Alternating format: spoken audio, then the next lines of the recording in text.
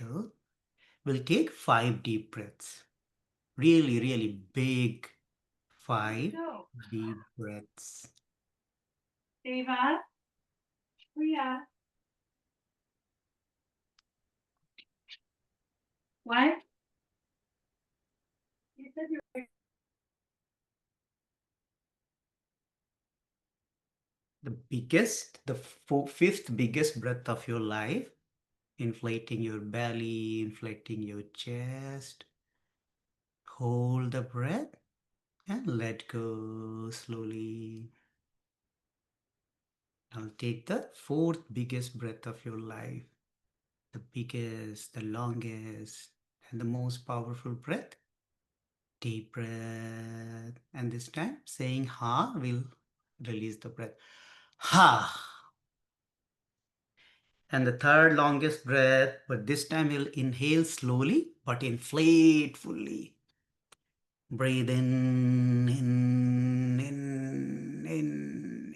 hold, and ha. The second largest breath of your life ever. Deep breath in. Your lungs are almost touching the floor. That big breath. And very slowly we'll breathe out.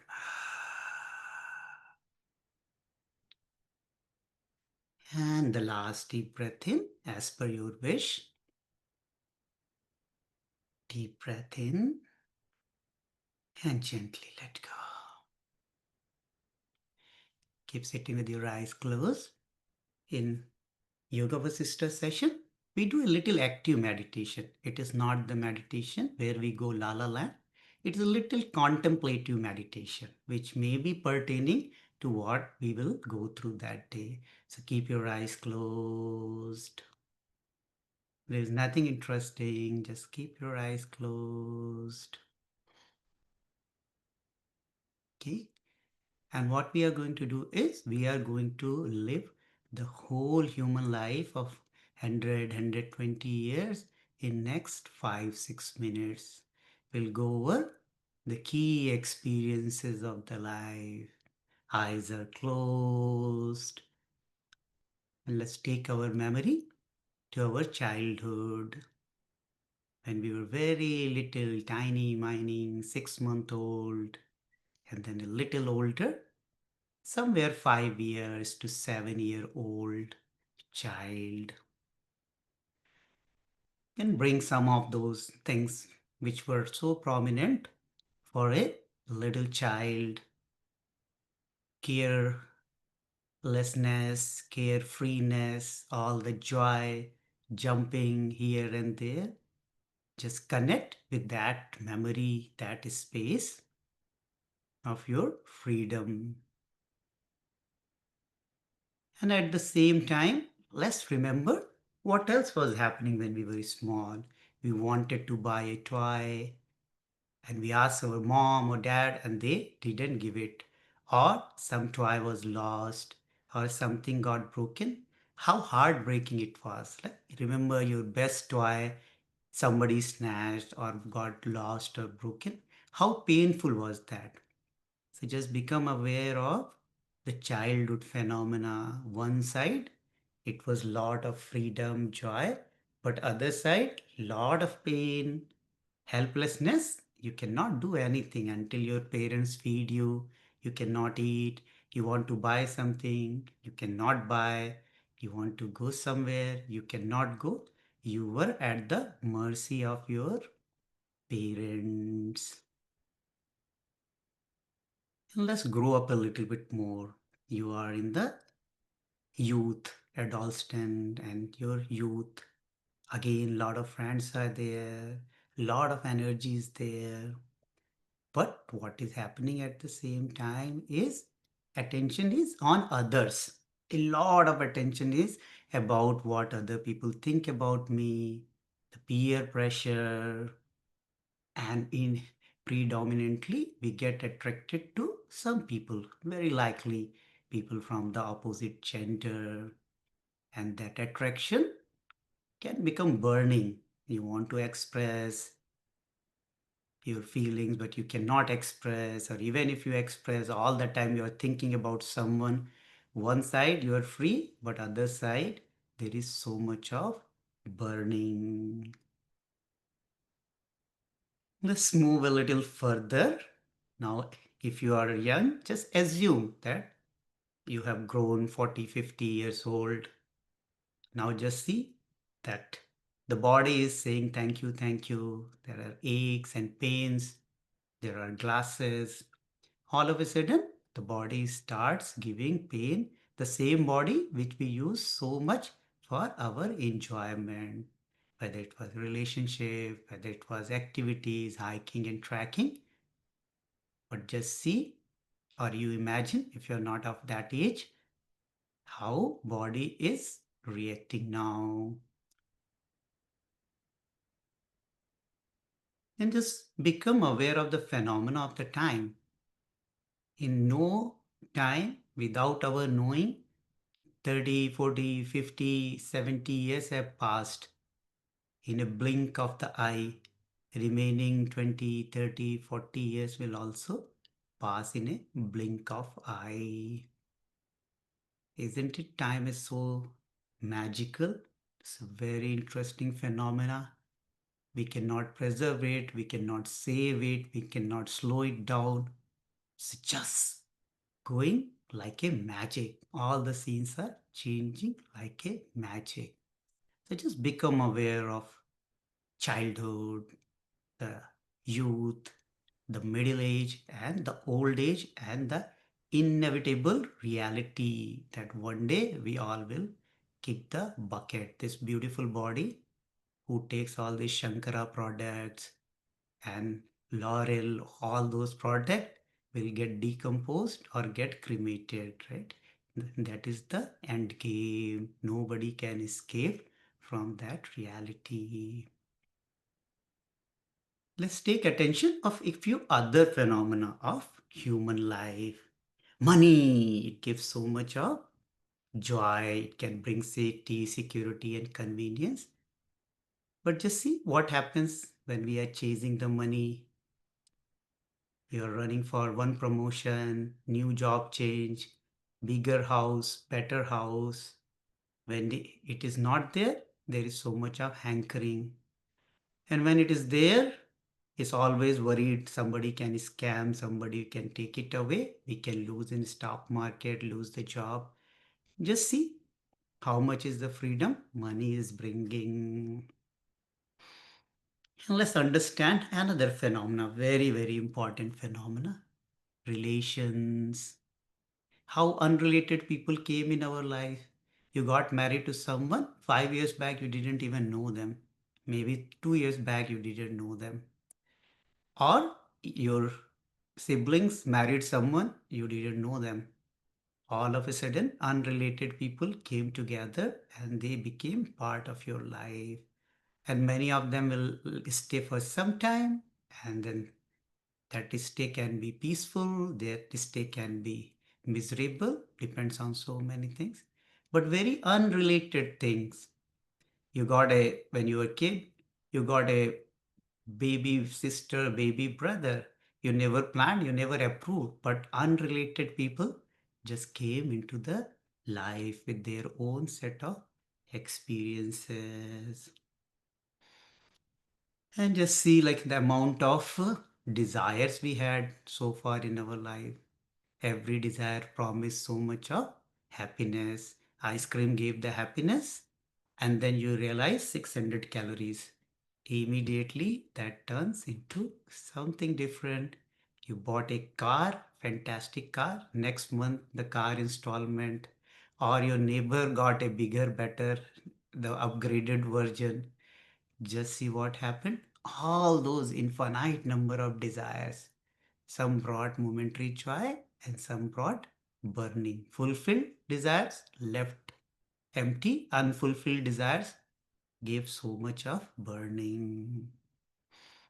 So just take a stock of the human life, your own life, some with imagination, projection, and some with real experiences. So I'll leave you for 2 minutes of your awakened contemplative meditation. See your life from early childhood and project it to 100 years, 100 plus years, and see what gave fulfillment and what left you drained and empty. And then we will see what to do.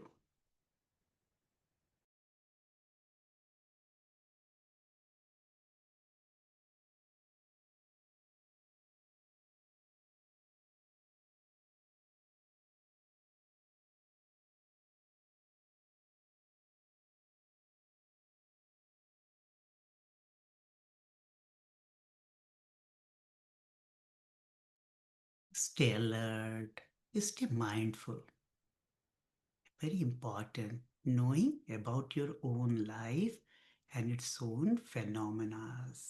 Self guided, self directed.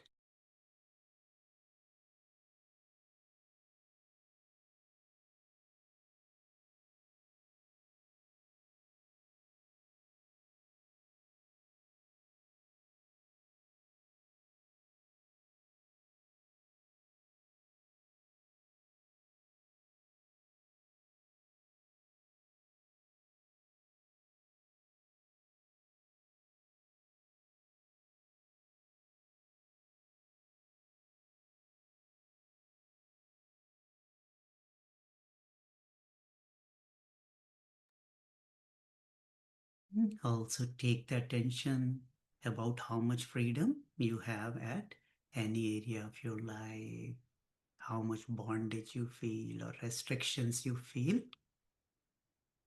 Full alertness. What is hankering you? What is bothering you? What is giving you meaning? And what is just apparent meaning because you know you are just doing it because someone else is doing.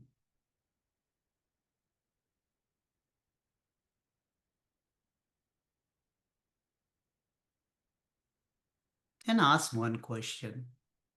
If you continue living this life like this, the modus operandi, the set of principles you have, the goals and desires you have, at the end of this whole game, 80, 100, years, will you be fulfilled?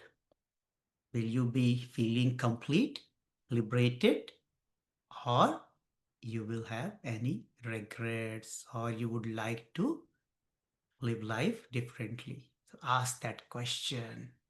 Go a little deeper into that.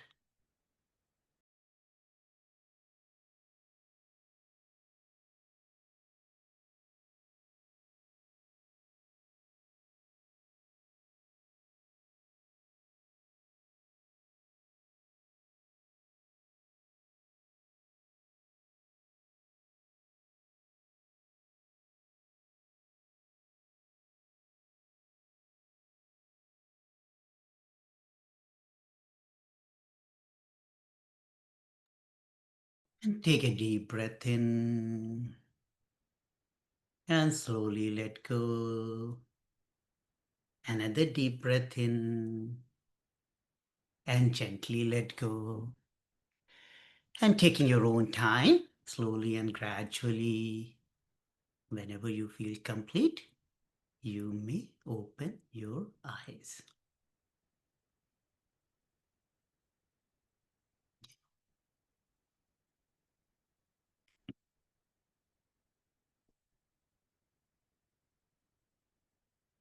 Welcome back, everyone.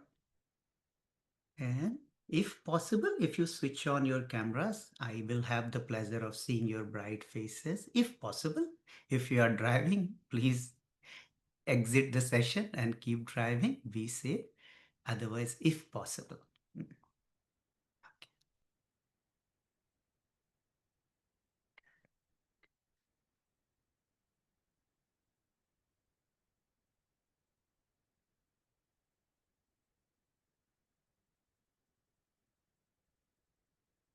So thank you everyone for joining on this wonderful journey of Yoga Vasistha.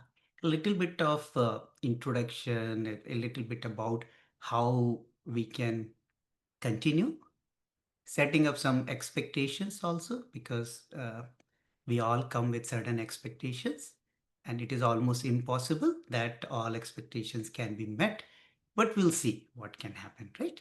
So we will start the sessions usually, like today is the first session. It is a little special. Thank you to Raji for conducting wonderful Guru Puja. Very, very important to get the blessings from our master as a lineage of the master. And Raji is the one force, along with Imani, Ruchi, and some of our other angels who brought all of you here. So, very grateful to our wonderful angels here. Now, yeah, we can clap. Kiran did the right thing. Can we clap for all of them? Okay, thank you. Now, about these sessions, we the normal sessions will be something like this. In art of living, there is always present moment playing some part, but usually we'll try to stick to some this semi-rigid format. Is we start with a little bit of breathing, because all of us come from doing something. Some of us must be running back from work, logging off, or whatever, or finishing dinner or something. So just take a little bit movement to come to the present moment, come to a space where we can appreciate uh, this knowledge. So a little bit of breathing, and then we'll have an active meditation. We did a active meditation. Maybe it is depressing today, going through the whole life and realizing whom I married, what did I do, all that thing. But we will do some active meditations. So, yeah, every session, 10 minutes or so, 15 minutes or so, active contemplative meditation. And after that, we will start reading from the book. The book is almost like 800 pages long. The real, I mean, the whole complete Yoga Vasistha is supposed to be containing 30 to 32,000 slokas or verses. Then some intelligent person realized that 32,000 are really long, right? Then somebody compressed it to 600, 700 slokas, and the commentary on that those verses is like about 700, 800 pages. And it is recommended that we read one page of that book, because it's not like a novel. It's a rendezvous with the self. It is just the introduction to our own true self. So now imagine, like, you have to read 800 pages, one page a day. You do simple mathematics, it is almost 3 years program, because in between you have Christmas, Thanksgiving, you will not read it, you will go out, right? So it is almost a 3 years proper program. And it is said that one should read it 7 times. So it is almost 25 years program to master this scripture and knowledge. And I'm pretty sure, yeah, Raji wants to show that. Raji, you want to show the book? Okay, let's pin Raji here. Okay, so this is the book, and you just see the thickness of the book, right? So this is the prescribed book, and it is what Gurudev prescribed, this book. So we take this book as the reference text. And I believe you must have received the email with the link to Amazon if you want to buy. There is a Kindle version also.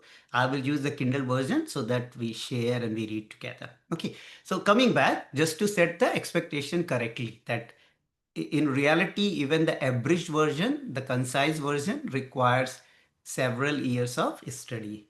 We all are in the instant age of instant coffee, instant food, instant this, instant that.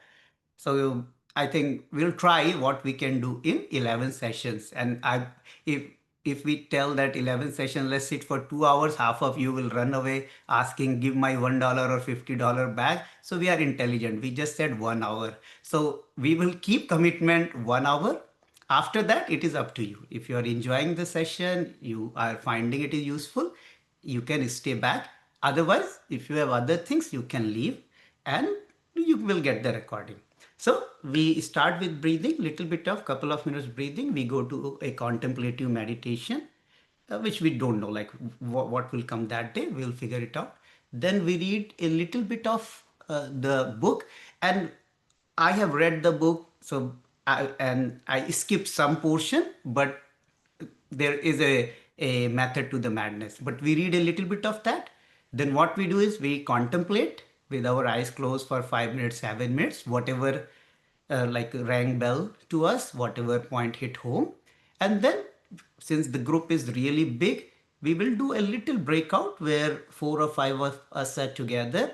We discuss our understanding and then we come back to the main room and we can share.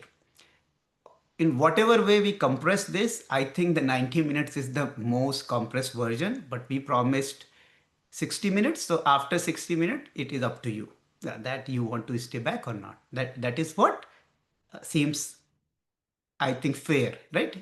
Can show of hand. Does it make sense? Okay, today is like a little first day. We have to talk about some of these things. So that is the thing. Okay, now this book is not supposed to be read by everyone. In fact, I actively discourage several people don't come to the session. Like there are some friends, they wanted to join. I thank them that, yeah, we'll do something else some other time, right? Because not everybody may appreciate the knowledge here, because like most of the spirituality, they anchor some hope that one day you will die, and even though your body will not be preserved, your mind and consciousness will be preserved. You will go through a tunnel, you will see the light, and other side of the tunnel there will be a loving presence, and it will embrace you and give you this, give you that, right? So there is no such hope in this book. This book is a very direct reflection, and I mean it is just a kind of interview with your own self. So it doesn't talk about any personal deity, any providential help. In fact, it is very brutal. It talks a lot about the brute reality of the life. And it talks about the direct experience. It strongly encourages the direct experience. So for many of us, it might not be the right thing. Okay, if you are looking for, oh, I have a difficult spouse, I have done happiness program, I have read Gita, the spouse is still difficult, let me go through Yoga Vasistha, it may solve that problem, or difficult boss, or finding a job. I tell you, you are at a wrong place. Okay, talk to Raji for refund. This book is not for your day-to-day problem. Yeah, and you may get some insight about why you are there. You can look into that, right? But this book is about very direct reflection about your own journey. So we will just to set this context about this thing. Make sense? Okay, so now what we'll do is we will start our journey. Okay, and I'll share my screen for a moment. Okay, let me know if you can see the screen. Can you see the screen, somebody? Hmm? Okay, so let's remember our master as for his guidance and help. Yeah, Gurur Brahma, Gurur Vishnu, Gurur Devo Maheshwaraha, Guru Sakshat Param Brahma, Tasmai Shri Shri Gurave Namaha. And when we read this book, we also always read this prayer also. It is recommended, if you read that book, you will see this thing. Is that? We'll read this prayer together. Om Tat Sat. यतः सर्वाणि भूतानि प्रतिभान्ति स्थितानि च यत्रैवोपश्मं यान्ति तस्मै सत्यात्मने नमः. Salutations to that reality in which all the elements and all the animate and inanimate beings shine, as if they have an independent existence, and in which they exist for a time and into which they merge. ज्ञातज्ञानं तथा नेयं दृष्टादर्शन दृश्यभुः कर्ता हेतु क्रिया यस्मद् तस्मै ज्ञाप्त्यात्मने नमः. Salutation to that consciousness which is the source of the apparently distinct threefold divisions of knower, knowledge, and known, seer, sight, and seen, doer, doing, and deed. Sfuranti sikaraya smad आनन्दस्याम्बरे वनौ सर्वेषां जीवनं तस्मै ब्रह्मानन्दात्मने नमः. Salutation to that bliss, absolute, the ocean of the bliss, which is the life of all beings, whose happiness and unfoldment is derived from the shower of spray from that ocean of bliss.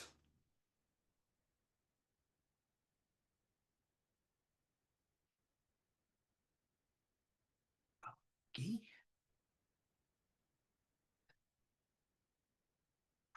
we switch the screen to the book now.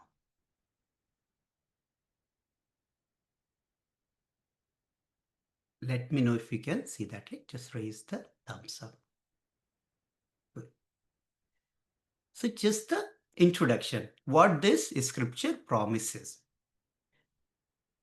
So just that about the nature of this scripture is the text abounds in repetition, which are however not repetitious. If you don't like repetition, then read just this one verse. So when you will read this book, you will see there are story, inside story, inside story, inside story. And my interpretation is they just like to take us beyond the logical mind, because there is a reason why they want to take the beyond the logical mind. The stories inside the stories inside the stories, they help us to transcend the thinking mind and go to a deeper realm. And that repetition may give this idea that, oh, the similar concept is coming over and over again. So this verse says that it may look repetitive, but it is not repetitive. And if you don't like this, then in reality, a human just need to understand just one verse, which that verse is, this world appearance is a confusion, even as the blueness of the sky is an optical illusion. I think it is better not to let the mind dwell on it, but to ignore. I'll read it again. This world appearance is a confusion, even as the blueness of the sky is an optical illusion. I think it is better not to let the mind dwell on it, but to ignore it. Why it is so important? Have you ever seen is that the world, what you think is the reality, that changes all the time. It creates so much of confusion. You find someone as your good friend and they turn out different, right? You like something and very soon it changes. So this the whole thing can be very confusing. And if somebody understand that and somebody doesn't give too much of importance to the fleeting nature of the samsara about this world, maybe they will go somewhere else. But if this doesn't make any sense, then keep reading the book. Okay. Now there is another very essential thing here is on the same page. An often recurring expression in this scripture is kaka talia. It is a name of a crow. And this concept says that a crow alights on the coconut palm tree, and at that very moment, a ripe coconut falls. The two unrelated events thus seem to be related in time and space, though there is no causal relationship. Such is life, such is creation, but the mind caught up in its own trap of logic questions why, invents a why, and therefore to satisfy itself, conveniently ignoring the inconvenient question that is still haunt an intelligent mind. So if we ever understand this thing is that there are things which are, the world is kind of an ocean of events. They are simultaneously, so many events are happening. They seems related, but they might not be related. If somebody understand, I think the misery of human life can be reduced to a greater degree. But if we don't understand it, we will continue reading the Yoga Vasistha. So these two things will keep coming repeatedly. And this is something I always remind myself when I'm reading Yoga Vasistha. Every day I read these two things. Okay. So now let's continue about what is this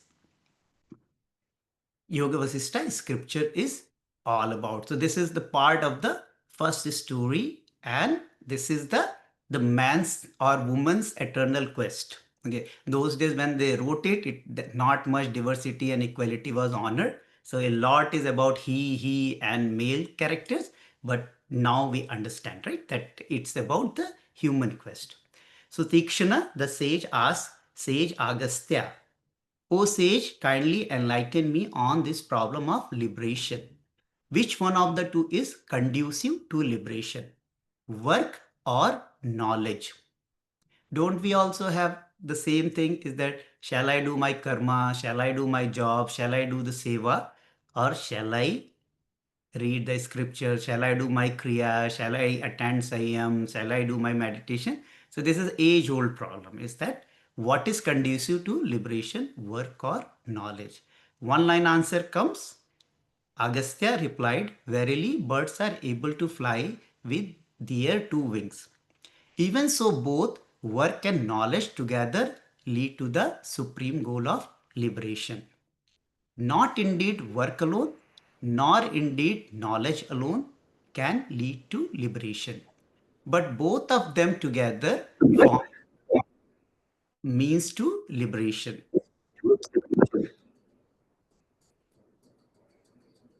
Listen, I shall narrate to you a legend. So there is another legend. We can skip that thing. But what is the crux here? Is the human's eternal quest. What will lead to the liberation? Is it the work, means doing the rituals, performing the actions, or it is the self-knowledge? What will lead to the liberation? And one liner is both, just like bird flies. But a simple knowledge doesn't help anyone immediately, because it cannot be so simple. So then there are more of this thing, and then basically similar question is being asked by other character in this, like Agnivesha and other folks. And then basically we read this thing, what is the best way to rid oneself of birth and death? This is was the concept of repetitive samsara, the repetitive nature, that we take birth and we die, we take birth and we die.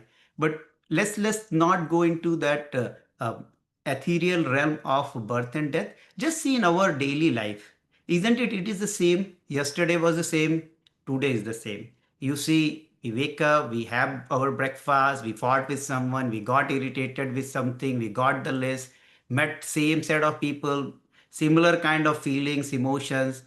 Somehow went up to the evening, came back, crashed, cook the food, question what I'm doing, why I'm doing, and kick the bed. And again, the same thing restarts. So instead of just like taking in the longer this thing, birth and death, in the context of our own life, we can see that how life goes into the patterns. Just like in Astavakra Gita, Gurudev talks about that life reels in the pattern. Any repetitive form is samsara. Okay. So how to go beyond that? So here it says that the promise from this scripture, it's the very next page, is that he is qualified to study this scripture, the dialogue between Rama and Vasistha. We'll talk about that. Who feels I am bound? I should be liberated. Who is neither totally ignorant nor enlightened? Who he who deliberates on the mean of liberation propounded in this scripture in the form of stories surely attains liberation from the repetitive history of birth and death samsara. So this is the promise of this scripture. This is very, very important thing. It promises that if someone who understand I am not fully liberated, and I'm not fully blinded and deep in slumber. I see there is more to the life.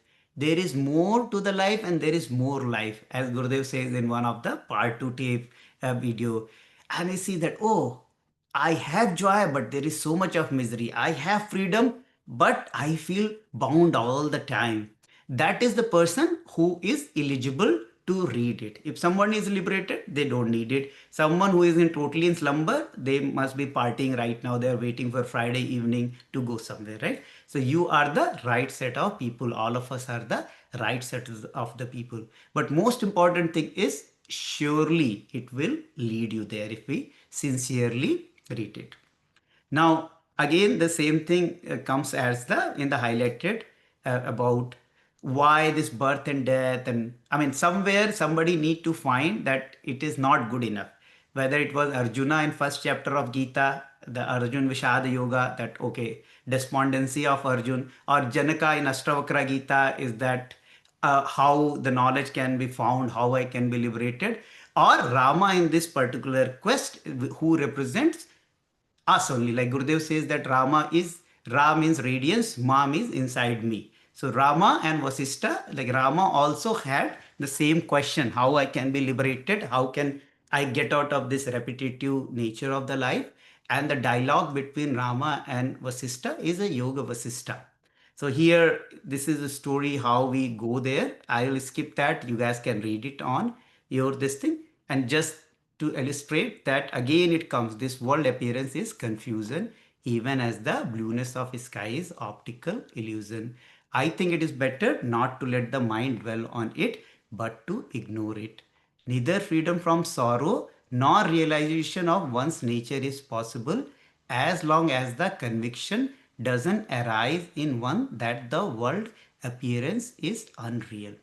If we take world as very real, everything as very real, like relationships, money, this body, your job, your car, everything very real, you see there is so much of misery because they are constantly changing. If they were real, they stay static, they don't change. But everything constantly changing. So until unless we have this conviction that okay, good, bad, ugly, everything is changing. It is not the real. I might be seeking security, freedom, liberation in something which is not the right source. And until that starts, that understanding starts inside a human heart, human life, it's very difficult to develop higher level of understanding. So let's see that. Let's read a little bit more. So the a little context about this, that Rama was the prince and Rama is supposed to be the incarnation of absolute consciousness, Narayana. So Narayana himself took the birth as Rama, and then he already had all the self knowledge because he is the supreme consciousness, but somehow that understanding was veiled, or you can say it's lila, that rest of the people can understand that why, what is the nature of the life, and what is the end result of the life, the way if we live without understanding, and what is the path out of that, the path out of the misery. Maybe there was a setup so that all of us can go through that dialogue and gain the supreme or higher understanding. So Rama was a prince living in a palace, having the great things in his life. And just like Buddha, he went for a journey outside and he saw people getting sick, people getting old, people dying. And then he realized that, oh, the same thing will happen to him. It is just like Buddha. Siddhartha, the Gautama also had the very similar experience. And then he just realized that, oh, life is ephemeral and it is just going away. And whatever he thinks real may or may not be real. So that put him into depression. And there is a little setup that how this dialogue starts happening. Somebody comes and asks for Rama to be loaned to kill some demons, and being a parent, his dad was not very keen about that. But in this purport, they call him, and then the conversation happens between sage Vasistha and Rama. So we'll read that story. You can read later, okay, in interest of time. Let's see. So now Rama starts answering the question why you're looking depressed, why you look disconnected, detached, and why you are not happy. So now I will read few pages, and try to keep your eyes open, because this is the reality of our own life, and try to relate Rama's experience with our own life. Some of these things require a little mature understanding. You can just project. Okay. Holy sir, I shall duly answer your question. I grew up happily in my father's abode. I was instructed by worthy teachers. Recently, I went on a pilgrimage. During this period, a trend of thought has taken hold of me, robbing me of all hope in this world. My heart begins to question, what do people call happiness, and can it be there in the ever changing objects in the world? All beings in this world take birth but to die, and they die to be born.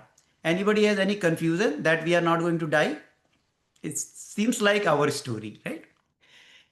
I do not perceive any meaning in all these transient phenomena, which are root of suffering and sin. Unrelated beings come together and the mind conjures a relation between them. We talked earlier, right? How you have a sibling, how you marry someone, how you fall in love, new job. So many unrelated people come. Everything in this world is dependent upon the mind, upon one's mental attitude. Same thing can be a hike, and same thing can be a torture when you are walking. On examination, the mind itself appears to be unreal, but we are bewitched by it. We seems to be running after a mirage in the desert to slake our thirst. Is your mind real? Is always remain the same? Do you like something and the very next day you don't like the same thing?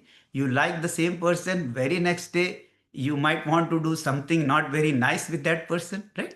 How our mind changes, and with the mind, the reflection of the world and experience of the world changes. Sir, surely we are not bond slaves sold to the master. Yet we live a life of slavery without any freedom whatever. Ignorant of the truth, we have been aimlessly wandering in this dense forest called the world. What is this world? What comes into being, grows and dies? How does this suffering comes to an end? My heart bleeds with sorrow, though I don't shed tears in deference to the feelings of my friends. Rama continued, equally useless, O sage, is wealth, which deludes the ignorant. Unsteady and fleeting, this wealth gives birth to numerous worries and generates an insatiable craving for more. Ask Bill Gates, Elon Musk, Jeff Bezos, right? How much money they have and how much they want to earn more, right? Insatiable craving for more. Wealth is no respecter of person. Both the good and the wicked can become wealthy. However, people are good, compassionate, and friendly only till their hearts are hardened by passionate pursuit of wealth. Wealth taints the heart even of the wise scholar, a hero, a man of gratitude. So here Rama talks about the wealth. Like, you need not to have a good character to be very rich. There are a lot of drug cartels and bad things people who are doing, they become very rich. And the wealth is very fleeting, right? It is today yours, tomorrow it is someone else. So he talks about that, what is the use of the wealth? And then he moves further. Even so is the lifespan. O says its duration is like that of a water droplet on a leaf. The younger people, when we are young, time moves slowly. It seems that, oh, we have 60 years to do something, we will do. People who are in 50s and 60s see how fast time flies, right? So in initially it seems slow, lot of time. At the end it seems, oh my god, there is nothing left. It is just like a droplet on the leaf. In couple of hours it evaporates. The life span is fruitful only to those who have self knowledge. We may encompass the wind, we may break up space, we may string waves into the garland, but we cannot pin our faith in the lifespan. Man vainly seeks to extend his lifespan, and thereby he earns more sorrow and extend the period of suffering. He only lives who strives to gain self knowledge, which alone is worth gaining in this world, thereby putting an end to future births. other exist just like donkeys. Don't take it personally if you didn't pay attention. It is Rama's opinion, not mine. Okay. To the unwise, knowledge of scripture is a burden. To one who is full of desires, even wisdom is burden. To one who is restless, his own mind is a burden. And to one who has no self knowledge, the body, the lifespan is burden. Just think a little bit more about this. To the unwise, knowledge of scriptures is a burden. Scriptures tell, right, what to do, what not to do, what will bring joy, what not to bring joy. Someone who is unwise, if you tell them like yama, niyama, pranayama, dhyana, samadhi, all that, it is such a misery for them. Oh, you sit with your eyes closed for half an hour. How can you sit with your eyes closed, right? So the knowledge itself is a burden for a unwise.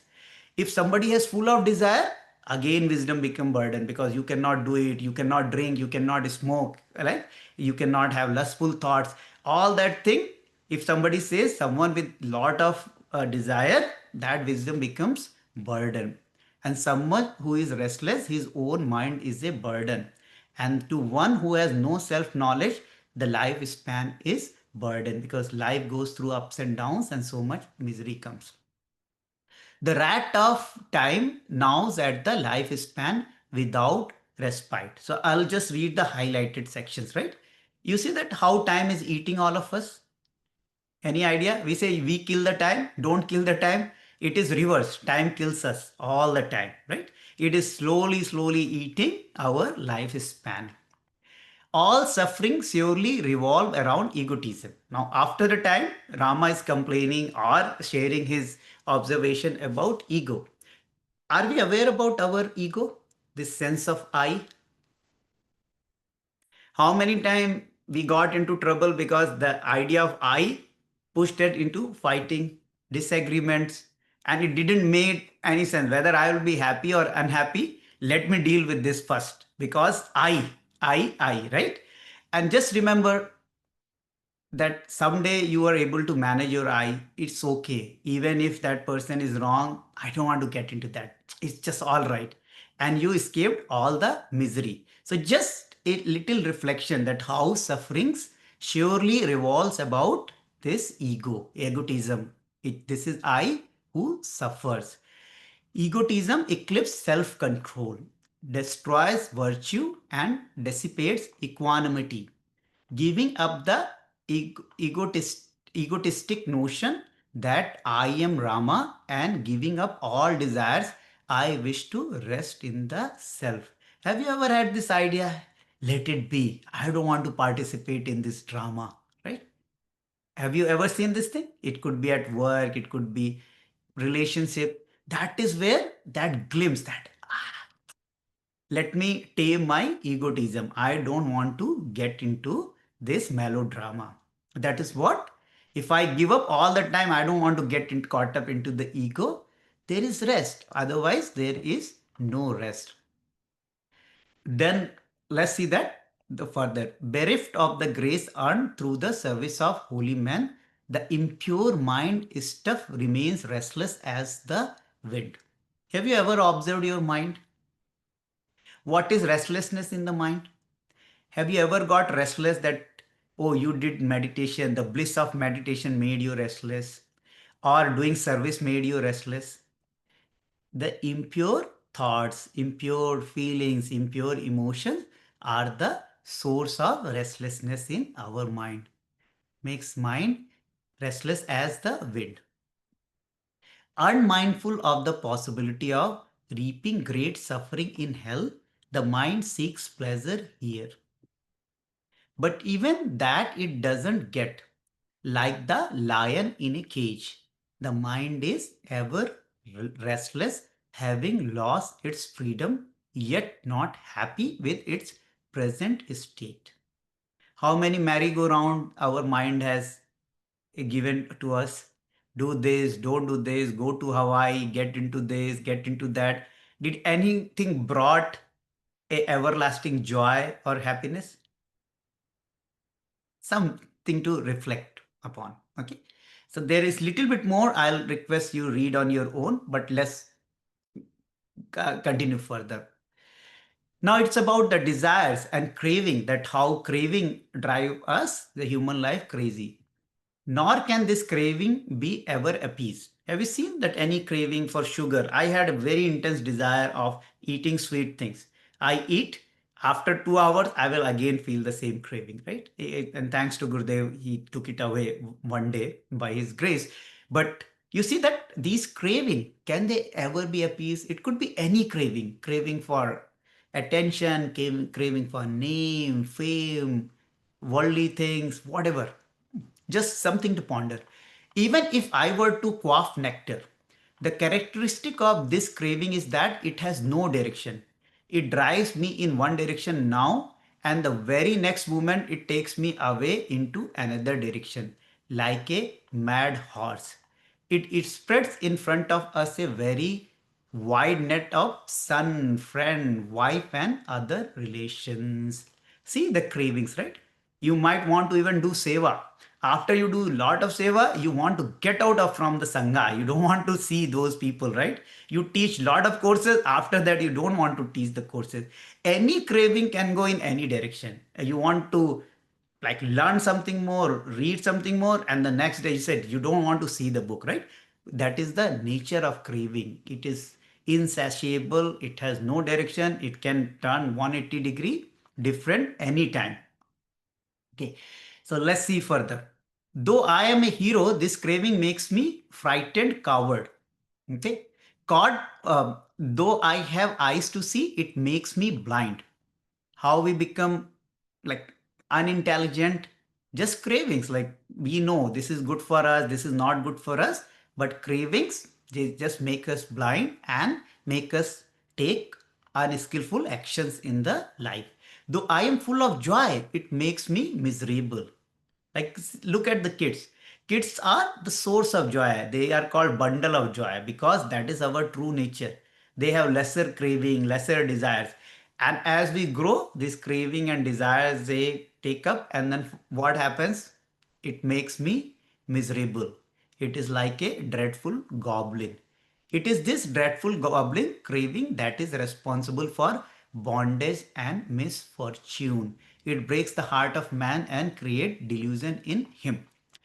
Caught by this goblin, man is unable to enjoy even the pleasure that are within his reach. Read it again. Caught by this goblin, man is unable to enjoy even the pleasures that are within his reach. Have you ever seen you already have a fantastic car and you start having a craving for a different model of the car? You stop enjoying your own car or not? Or you have a fantastic job, but you think about a promotion, all of a sudden your current job doesn't seem enjoyable. You see that? So this craving takes away our uparati. Uparati is one of the six wealth, the ability to enjoy what we have. Just to be mindful that the more cravings we have, it just reduces our ability to enjoy what we have. Now, I'll just skip a little bit more. Uh, then Rama becomes aware of the nature of the body, this physical body. All of us have this physical body. This pitiable body composed of veins, arteries, and nerves is also a source of pain. Even though everything is done through body only, but just see, isn't it source of pain, headaches, stomach aches, this and that? Inert, it appears to be intelligent.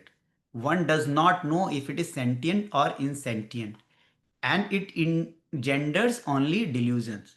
Do we know body is live or not? If we are asleep, body is like a death, insentient. When we are awake, when mind is there, then only it seems sentient.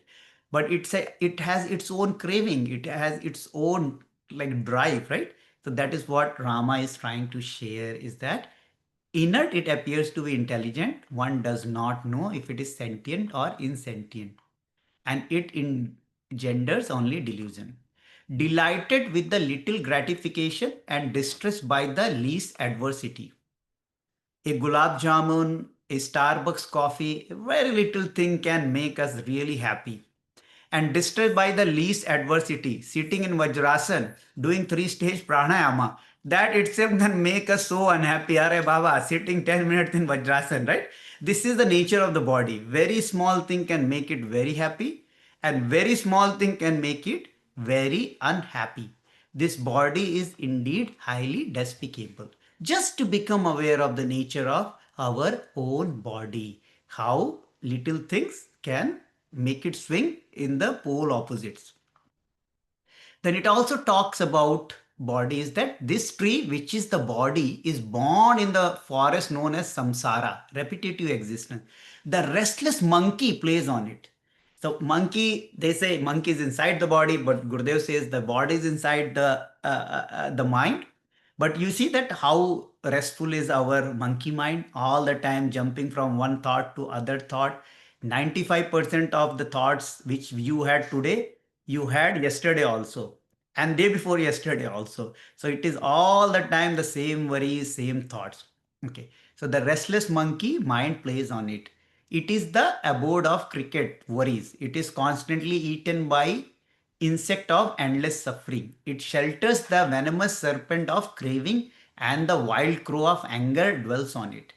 On it is the flower of laughter, and its fruits are good and evil. It appears to be animated by wind, the life force. Only with the breath and prana, the body moves. Without breath, there is no animation. It supports the birds. All the senses are supposed to be like bird flies here and there. Same thing is our senses go outwards. So a little metaphoric comparison. It is resorted to by the traveler, lust or desire, because desire come and go just like traveler. For it provides the shade of pleasure, and formidable vulture egotism is seated on it. And it is hollow and empty. It is certainly not meant to promote happiness.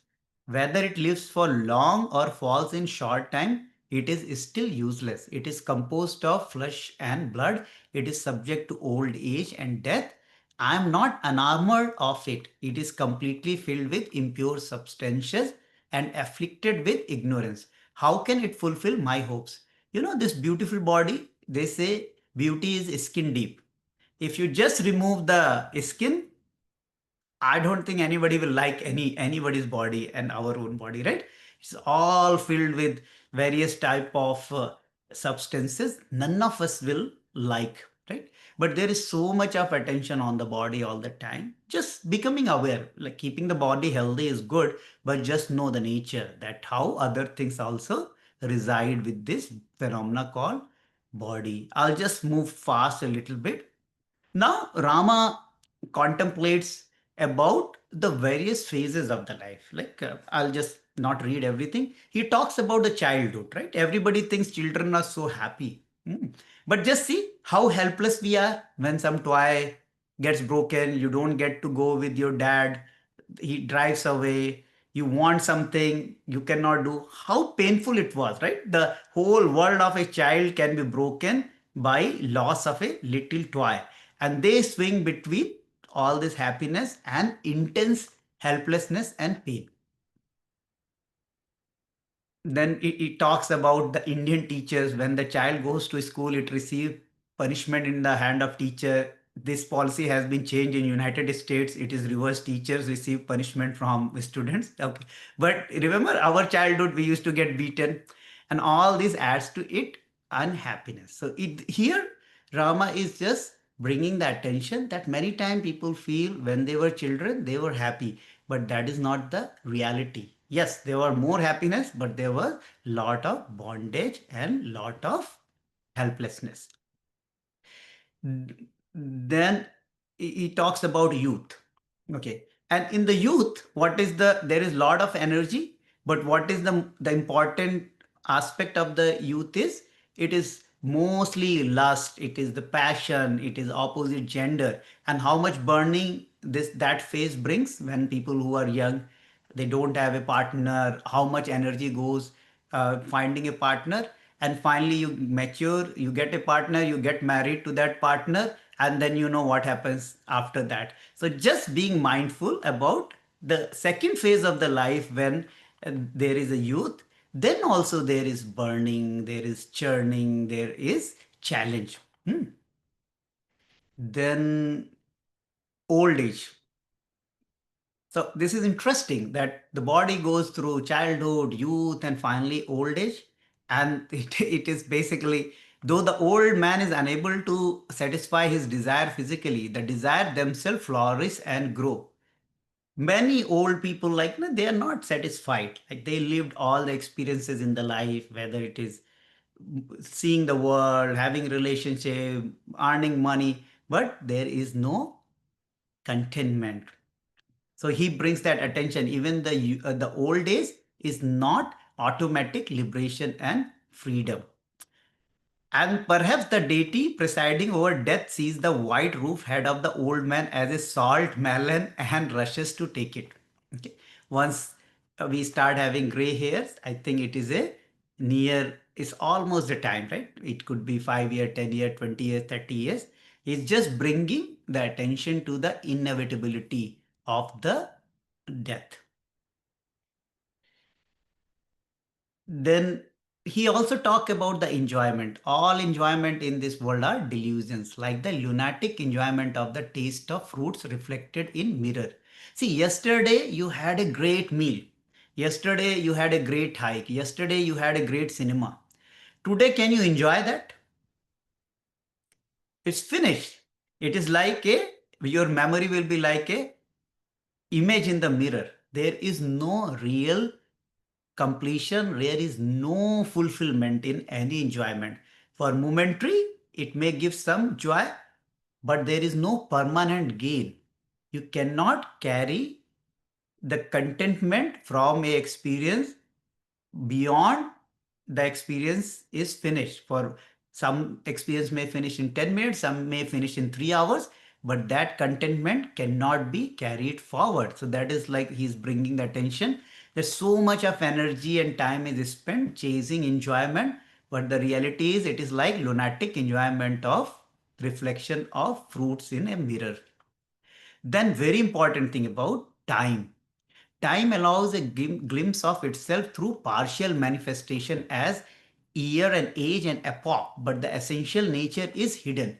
That is why they say like the time is very mysterious. In Indian culture, we worship Shiva as Mahakal, the grand time. So the real nature of time, it is something that measurable, which is the difference between the event, but the real nature is actually hidden. That what is the true nature of the time. Okay, this time overpowers everything. Time is merciless, inexorable, cruel, greedy, and insatiable. Just read it again. This time overpowers everything. Yesterday there was some other president, today some other president. The moment time changes, the president becomes pauper. Nobody cares, right? Time is merciless. Like there is no credit debit with the time. Time changes, companies go away, civilization go away. That whole thing is eaten by time. Inexorable, cruel, greedy, and insatiable. Time has been doing this transformation and consumption from the time immemorial. How many billions of humans have died on the planet? How many forms of life every day die on the planet? How many civilization stars? Just imagine that time has been gulping this forever at a micro and a macro scale. Time is the greatest magician, full of deceptive trick. This time cannot be analyzed. For however much it is divided, it still survives indestructible. So I will skip this thing, that how uh, time, the nature of the time. We just understand tomorrow, day after tomorrow, which is the difference between two events. That is not the time. The real nature of time is far beyond all that. And then further, the last concept what he talks about is Krutanta. Krutanta is end of the time. It is basically nothing but the karma. Whatever we did, good, bad, or ugly, or nobody has a respite or escape from that. Whatever we did, we have to go through the inevitable results or fruit. This Kritanta is like a dancer with Niyati, the law of nature. The two together bestow all the being the inevitable fruit of their actions. So whatever we are enjoying today, it is fruit of some action done in this life or in the past. Okay. So then he talks little bit more. Okay. Thing about this. Yes. So then finally he says that reflecting about childhood, youth, old age, money, body, relationships, desires, cravings, time itself, he just finds that everything is changing. There is nothing permanent. There is no completion, no contentment. I am so bound with this, but I'm aware of this thing. And since I have become aware of this phenomena, I just don't feel like going ahead with the life. That was the depression of Rama or despondency of the Rama. So this is here the first chapter is on the dispassion that Rama becomes dispassionate about this life because he just sees the life in a very direct fashion. There is no kind of a fooling of himself that, oh, I become engineer, I will be happy. Like Gurudev says, right? I do this, I will be happy. I get married, I will be happy. I buy this, I will be happy.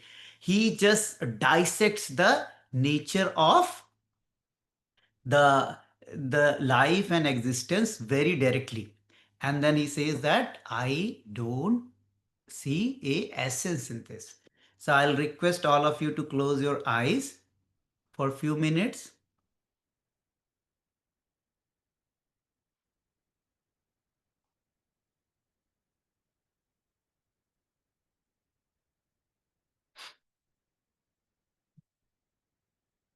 and just see whatever resonates with you.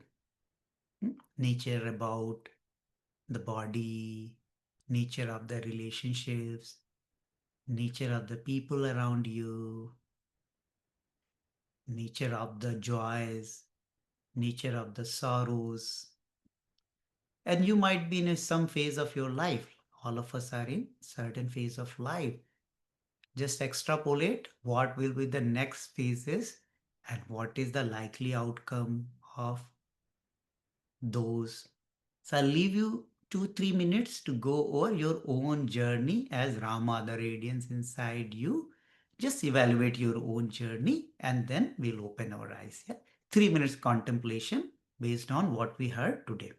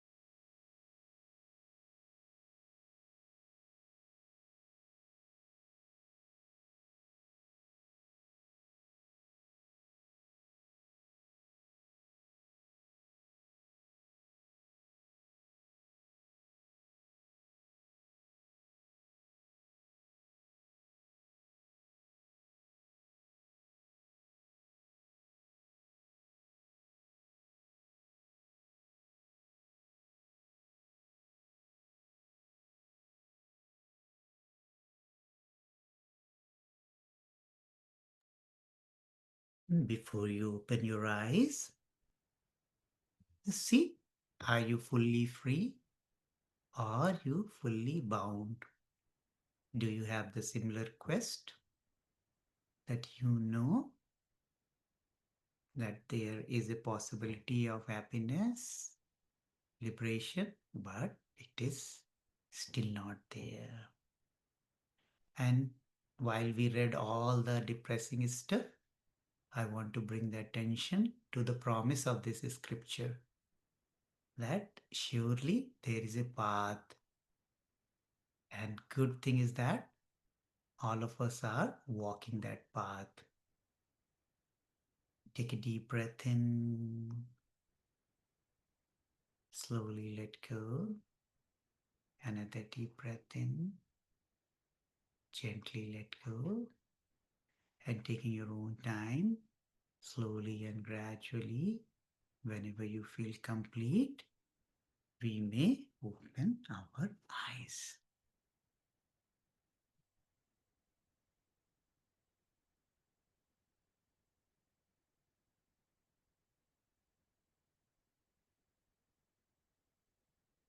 Okay. So normally we follow the reading with some group discussion. Today was the first day. We had to go through the logistics. We performed the puja and all. So we took half an hour extra. So it is already 90 minutes into the session.